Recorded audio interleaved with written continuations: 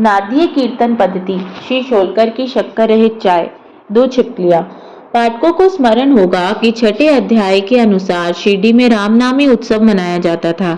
ये कैसे प्रारंभ हुआ और पहले वर्ष ही इस अवसर पर कीर्तन करने के लिए एक अच्छे हरिदास के मिलने में क्या क्या कठिनाइयां हुई, इसका भी वर्णन किया गया है।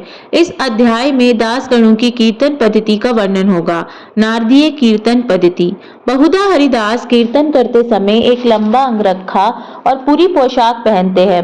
वे सिर पर एक फाटा या साफा बांधते हैं और एक लंबा कोट तथा भीतर कमीज, कंधे पर गमछा और सदैव की भांति एक लंबी धोती पहनते हैं। एक बार गांव में कीर्तन के लिए जाते हुए दासगणों भी उपयुक्त से सज धज कर बाबा को प्रणाम करने निकले।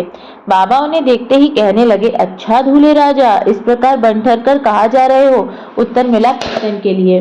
बाबा ने पूछा कि कोट, गमछे और फेटे, इन सब की आवश्यकता ही क्या है? इनको अभी मेरे सामने ही उतारो। इस शरीर पर इन्हें धारण करने की कोई आवश्यकता नहीं है। दासगणों ने इन वस्त्रों को कभी नहीं पहना। वे सदैव कमर से ऊपर अंगुलें रखकर, हाथ में करताल और गले में हार पहनकर ही कीर्तन करते थे। ये पद्धति यद्यपि हरिदासों द्वारा अपनाई गई पद्धति के अनुरूप नहीं है, परंतु फिर भी शुद्ध तथा पवित्र है। कीर्तन पद्धति के जन्मदाता नारद मुनि कटी के ऊपर सिर तक कोई वस्त्र धारण नहीं करते थे। वे एक हाथ में वीणा लेकर हरि कीर्तन करते हुए त्रिलोक में घूमते थे। श्री चोलकर की शक्कर रहित चाय। बाबा की कीर्ति पूना और अहमदनगर जिलों में फैल चुकी थी, परंतु श्री नाना साहेब चंद्रोकर के व्यक्तिगत वार्तालाप तथा दासगणों के मधुर कीर्तन द्वारा बाबा की कीर्ति कोंकण में भी फैल गई। इसका श्रेय केवल दासगणों को ही है। उन्होंने अपने सुंदर प्राकृतिक कीर्तन से बाबा को घर घर पहुंचा दिया। श्रोताओं की रुचि प्राय भिन्न भिन्न प्रकार की होती है। किसी को हरिदासों की विविधता, किसी को भाव, किसी को गायन, तो किसी को चुटकुले तथा किसी को वेदांत विवेचन और किसी को उनकी मुख्य कथा रुचिकर प्रतीत होती है। परंतु ऐसे बिरले ही हैं जिन्हें हृदय में संत कथा या कीर्तन सुनने से श्रद्धा और प्रेम उमड़ता हो। श्री दासगणों का कीर्तन श्रोताओं के हृदय पर स्थायी प्रभाव डालता था। उनकी एक ऐसी घटना नीचे दी है। एक समय ठाणे के श्री कोपिनेश्वर मंदिर में श्री दासगणों कीर्तन के समय साईनाथ का गुणगान कर रहे थे। श्रोताओं में एक चोलकर नामक व्यक्ति, जो ठाणे के दीवानी न्यायालय में एक अस्थायी कर्मचारी था, भी वहां उपस्थित था। दासगणों का कीर्तन सुनकर वह बहुत प्रभावित हुआ और मन ही मन बाबा को नमन कर प्रार्थना करने लगा, हे बाबा, मैं एक निर्धन व्यक्ति हूँ और अपने कुटुंब का भरण पोषण भी भली भांति करने में असमर्थ हूँ। यदि मैं आपकी कृपा से विभागीय परीक्षा में उत्तीर्ण हो गया तो आपके श्री चरणों में उपस्थित होकर आपके निमित्त मिश्री का प्रसाद बांटूंगा। भाग्य ने पलटा खाया और चोलकर परीक्षा में उत्तीर्ण हो गया। उसकी नौकरी भी स्थायी हो गई। अब केवल संकल्प ही शेष रहा। शुभस्य शीघ्रम। श्री चोलकर निर्धन तो था ही और उसका कुटुंब भी बड़ा था, अतः वह शिरडी यात्रा के लिए मार्ग जुटाने में असमर्थ हुआ। ठाणे जिले में एक कहावत प्रचलित है कि नाने घाट व सहारदी पर्वत रेणिया कोई भी सरलता पूर्वक पार कर सकता है, परंतु गरीब को उबरे घाट पार करना, ग्रह चक्कर पार करना बड़ा ही कठिन होता है। श्री चोलकर अपना संकल्प शीघ्रातिशीघ्र पूर्ण करने के लिए उत्सुक थे। उसके मितव्ययी बनकर अपना खर्च घटाकर पैसा बचाने का निश्चय किया। इस कारण उन्होंने बिना शक्कर की चाय पीना प्रारंभ किया और इस तरह एक द्रव्य एकत्र कर वह शिरडी पहुंचा। उन्होंने बाबा का दर्शन कर उनके चरणों पर गिरकर नारियल भेंट किया तथा अपने संकल्प अनुसार श्रद्धा से मिश्री विचित्र की और बाबा को बोला कि आपके दर्शन से मेरे हृदय को अत्यंत प्रसन्नता हुई है। मेरी समस्त इच्छाएं तो आपकी कृपा दृष्टि से उसी दिन ही पूर्ण हो चुकी थी।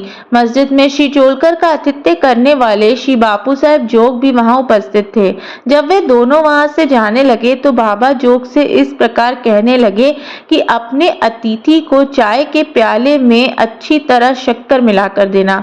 इस अर्थपूर्ण शब्दों को सुनकर श्री चोलकर का हृदय भर आया और उसे बड़ा आश्चर्य हुआ।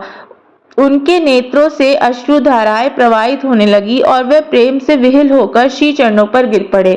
श्री जोग को अधिक शक्कर सहित चाय के प्याले अतिथि को दो। ये विचित्र आज्ञा सुनकर बड़ा कौतूहल हो रहा था कि यथार्थ में इसका अर्थ क्या है। बाबा ने उन्हें संकेत किया कि वे शक्कर छोड़ने के गुप्त निश्चय से भली भांति परिचित हैं।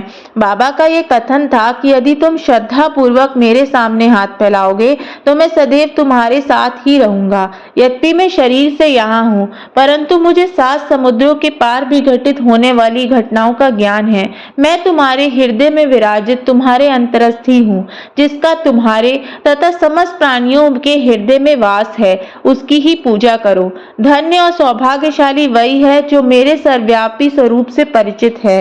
बाबा ने शिचोलकर को कितनी सुंदर तथा महत्वपूर्ण शिक्षा प्रदान की। अब हम 2 छोटी छिपकलियों की कथा के साथ यह अध्याय समाप्त करेंगे। एक बार बाबा मस्जिद में बैठे थे कि उसी समय एक छिपकली चिकचिक करने लगी। कौतूहलवश एक भक्त ने बाबा से पूछा कि छिपकली के चिकचिकाने का कोई विशेष अर्थ है, क्या ये शुभ है या अशुभ? बाबा ने कहा, इस छिपकली की बहन आज औरंगाबाद से यहाँ आने वाली है, इसलिए ये प्रसन्नता से फूली नहीं समा रही। ये भक्त बाबा के शब्दों का अर्थ न समझ सका, इसलिए वह चुपचाप ही बैठा रहा। इसी समय औरंगाबाद से एक आदमी घोड़े पर बाबा के दर्शनार्थ आया। वह तो आगे जाना चाहता था, परंतु घोड़ा अधिक भूखा होने के कारण बढ़ता ही ना था। तब उसने चने लाने और थैली निकाली और धूल छटकारने के लिए उसे भूमि पर फटकारा, तो उसमें से एक छिपकली निकली और सबके देखते देखते ही दीवार पर चढ़ गई। बाबा ने प्रश्न करने वाले भक्त से ध्यान पूर्वक देखने को कहा। छिपकली तुरंत ही गर्व से अपनी बहन के पास पहुंच गई थी।